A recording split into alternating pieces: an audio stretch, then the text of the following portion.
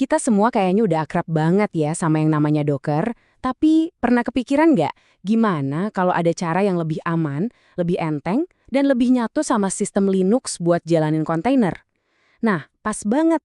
Hari ini kita bakal kupas tuntas soal Podman, sebuah alternatif modern yang lagi sering banget dibicarain. Oke, sebelum kita loncat ke Podman, kita perlu jawab pertanyaan mendasar dulu. Kenapa?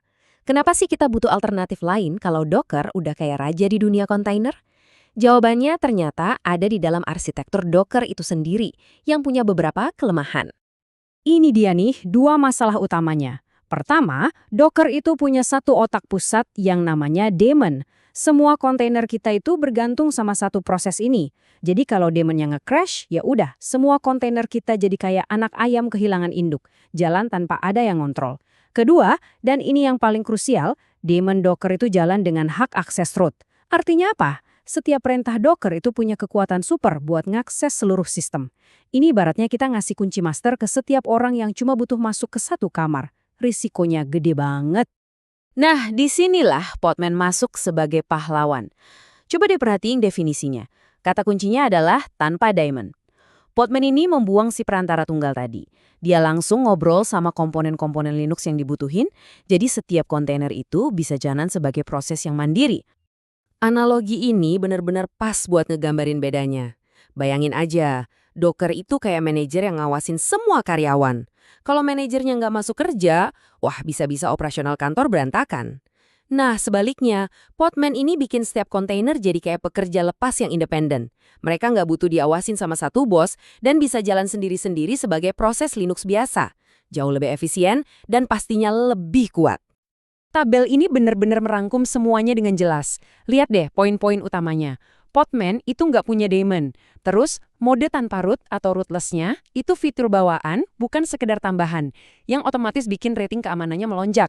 Dan yang paling penting nih buat kita yang mau pindah, Podman 100% kompatibel sama Dockerfile dan perintah-perintahnya. Jadi kita nggak perlu belajar dari nol lagi. Oke, teorinya udah cukup. Sekarang waktunya kita praktek. Kita bakal lihat bareng-bareng betapa gampangnya masang Podman di sistem operasi CentOS 8. Tenang aja, prosesnya cepet kok. Cuma 3 baris perintah ini aja loh yang kamu butuhin di terminal. Pertama, pastiin dulu sistem kamu itu yang paling baru. Kedua, langsung install paket Podman pakai DNF. Dan yang terakhir, tinggal jalanin Podman Dash version buat ngecek apakah semuanya udah terpasang dengan benar. Udah gitu doang, Podman siap dipakai.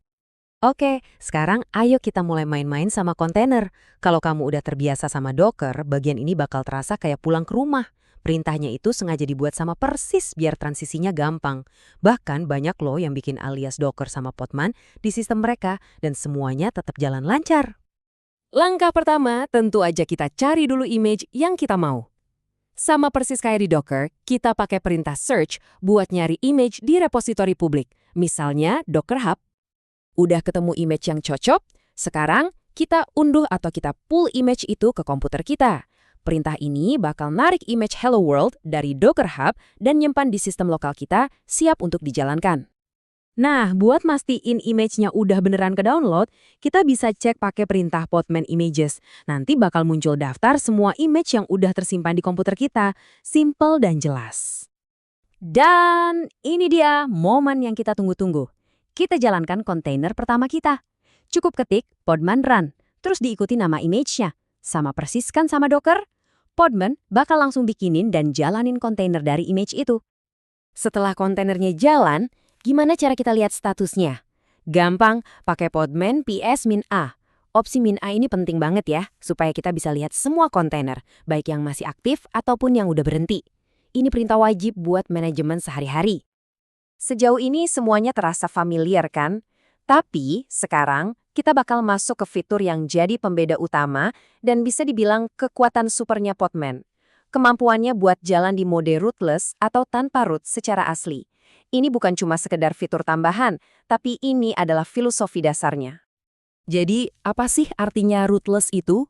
Sederhananya gini, kamu sebagai pengguna biasa, tanpa perlu pakai sudo, bisa ngelakuin semua hal terkait kontainer, mulai dari membangun, menjalankan, sampai mengelola. Ini benar-benar mugah cara kita mandang keamanan. Kalaupun ada celah keamanan di dalam kontainer kamu, penyerang cuma bakal terperangkap sebagai pengguna biasa. Nggak bisa ngapa-ngapain sistem utama. Ini benteng pertahanan yang kuat banget. Cara nyiapinnya juga gampang banget. Kita cuma perlu bikin pengguna baru di Linux seperti biasa. Di contoh ini, kita bikin user dengan nama Ox, kita atur passwordnya, terus kita login sebagai user tersebut. Gak ada konfigurasi Podman yang aneh-aneh. Coba perhatikan deh tanda dolar di awal baris perintahnya. Itu nandain kita bukan lagi root. Nah, sebagai pengguna Aux, ini kita bisa langsung login ke Docker Hub, nggak perlu hak akses super user sama sekali. Dan berhasil, tulisan login succeeded ini adalah buktinya. Seorang pengguna biasa baru aja berhasil autentikasi ke registry kontainer.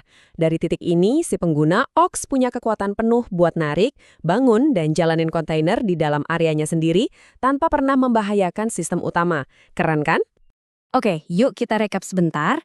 Setelah kita lihat semua kemampuannya, apa aja sih alasan utama buat kita beralih atau paling nggak nyobain Podman? Sebenarnya ada 4 pilar utama. Keamanan yang jauh lebih baik berkat mode tanpa rootnya. Kompatibilitas total yang bikin proses migrasi jadi gampang banyak.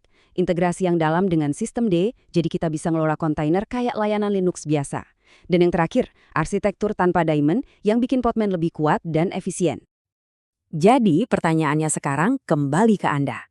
Dengan keamanan yang lebih ketat, arsitektur yang lebih modern, dan enaknya lagi nggak perlu belajar dari awal, kayaknya udah saatnya nih kita kasih kesempatan buat Podman di proyek kita selanjutnya.